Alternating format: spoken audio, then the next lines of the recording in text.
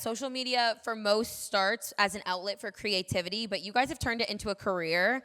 Do you think that shift has hindered your original passion and creativity for content creation or helped it? And if you think it's hindered it, what have you done to help that? I actually just saw this video on TikTok. I'm not going to say I read an article, but I was tempted to say that. Of the study of kids they're like, okay, if you draw this picture, let's see how many pictures you'll draw in an hour or whatever. And so they were just going ham, like drawing pictures, and they offered the kid, okay, for every picture, we'll give you a reward, like fake money or something.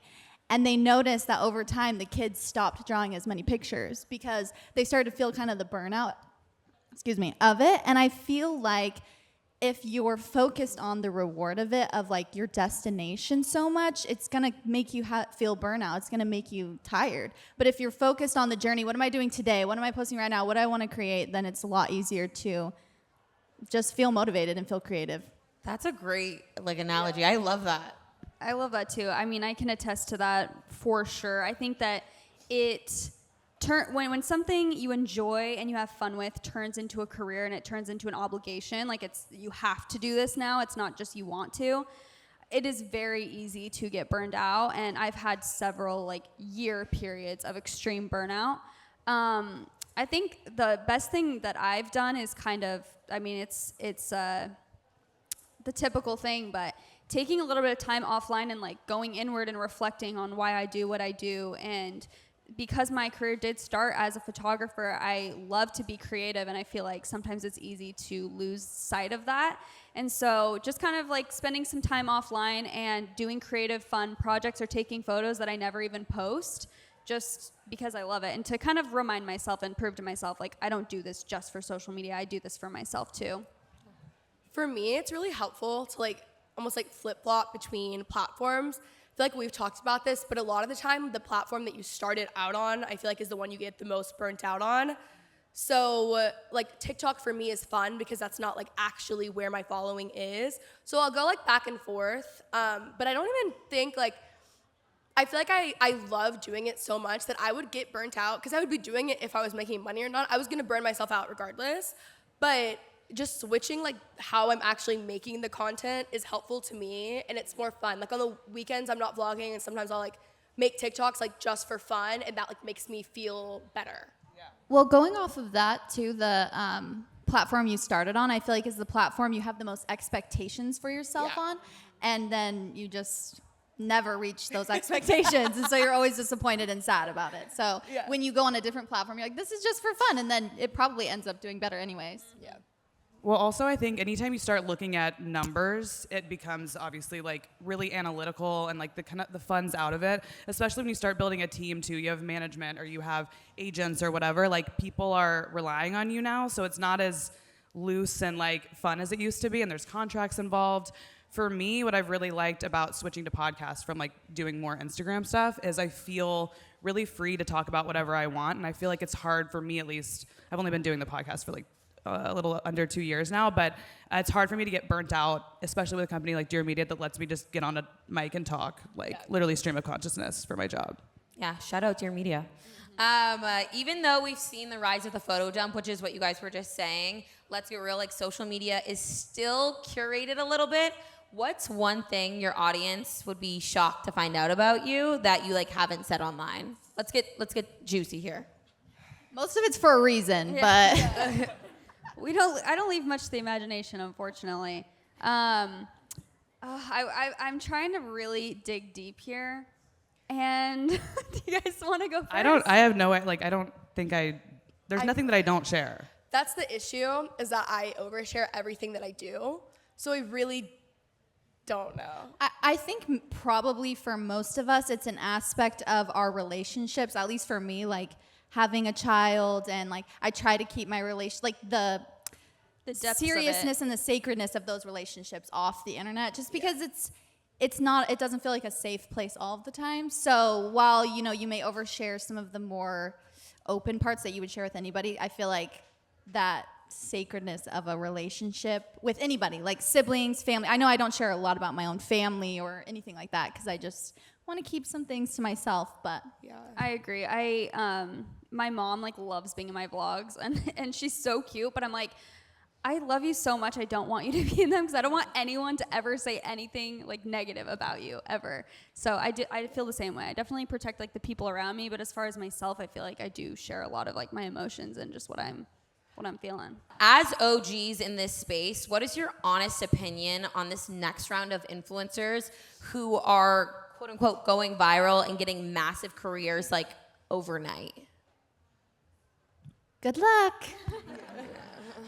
I feel like it's good for them, and it totally depends on the person and the mindset that they have at the time. If you catch somebody, they go viral at a time in their life when maybe they don't have the highest self-esteem or the most confidence, it might be a recipe for disaster. But if you have someone who's like confident, ready for it, this is like opportunity and, you know, something they've been preparing for, all power to them. What's the biggest mistake that you guys have made on your content creation journey, and why are you glad that it happened? Just content creation in general. There was a time on YouTube, like probably 6 years ago, and all of my friends and I did it. There were like these really overly saturated videos, really overly produced, and it was a shift in YouTube, and those are the videos that were doing well. So naturally, we all did that because we were like, we want to grow. And it was the worst thing of my life, and it is honestly, they're the most embarrassing videos of all of us on the internet, and it wasn't like organic and authentic to us. So we did that for about a year, and then finally stopped, and then went back to like videos and where it felt like it was actually me. So I would say like doing something because I think I will grow, but it's not necessarily authentic. I think I've made like less big mistakes, a lot of little ones. So it's hard to pick one out. Like I feel like I probably make a mistake or fail in a little way, like every single day on social media, just because, I mean, looking numbers wise or whatever. I think over editing was definitely mistakes. I've taken partnerships I shouldn't have taken because I like needed to pay my rent. Little things like that I feel like I've done over time. This is a scary thought though. Someone is brought into a room and they're able to see every piece of content you have ever made. What is the one thing you would want them to walk away feeling? I'm terrified of that thought, but I think the one thing that I always want people to walk away feeling from my content is feeling more like themselves or feeling more empowered to be themselves. Chelsea and I do an advice column every month on our podcast, and I love giving advice, and I think it's so fun, but something that I always talk about on my platforms is like, I don't think that I have life figured out or any sort of answers or even any credibility to be giving people advice. I just want people to be empowered to go after what they want in life and be more themselves. Love it. I want people to feel comforted, I think. For me, when I feel comforted by somebody or somebody's presence, I feel like I can really like bask in my own aura and like be myself and step into my own authenticity. So I think if I could give that gift to somebody else to feel comforted and just like they are doing okay, they're doing their best, and I think that's a great stepping stone for them to feel motivated to go live out their dreams and do whatever they want to do. Perfect. Okay, I actually thought about this earlier this week because I'm binge watching One Tree Hill again for like the 5th time. And I want people to feel like how I feel when I watch One Tree Hill, which is it's like cozy, comforted, like you're at home, and just like very like peaceful. Everything's gonna be okay. Like pretty much the same as Chelsea. Yeah, I love that. Y'all basically like took the words out of my mouth. I feel like I want to give people permission to be where they are right now. So like I share a lot about my various, mistakes I make every single day, the ups and the downs. And I just want people to be like, okay, well, this girl's on the internet just like literally bleeding out. And it's okay if like I'm not having a good day, or I don't have to like fake anything. And I want everyone to be able to like get in touch with their authentic self and have the permission to do so without having to like feel like you have to be perfect or, just show up like the best version of you all the time. Yeah, definitely. I think you guys all do that, by the way, very well. Everybody on the stage. Sweet moment. But real quick, after you guys all answered that question, it made me think of one more question, and I just haven't stopped thinking about Taylor Swift. So obviously she's on the Eras tour, and you guys say like you've posted your ups, your downs, and if somebody could see every era that you've gone through, but is there one era that you would want to delete? Even I know it builds yeah. character, but was there ever Yes. one era that you're like, okay, let's get rid of this? I mean, My college years. I was gonna all say of me them. drunk on Yeah. Snapchat in college. Like mistakes. Ooh, yeah. Honestly, Mistakes. my bangs era. Ooh, a bangs Ugly. era. Like, Yeah. no. It builds character. Yeah. Okay, cool. So we're now gonna open it up to audience questions. If anybody has a question, you want to raise your hand.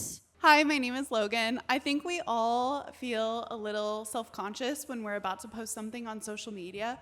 What is a piece of content that you might have been on the fence about, but once you posted it, really popped off? Great question. Sharing my chin implant journey. I wasn't sure if I was going to share it.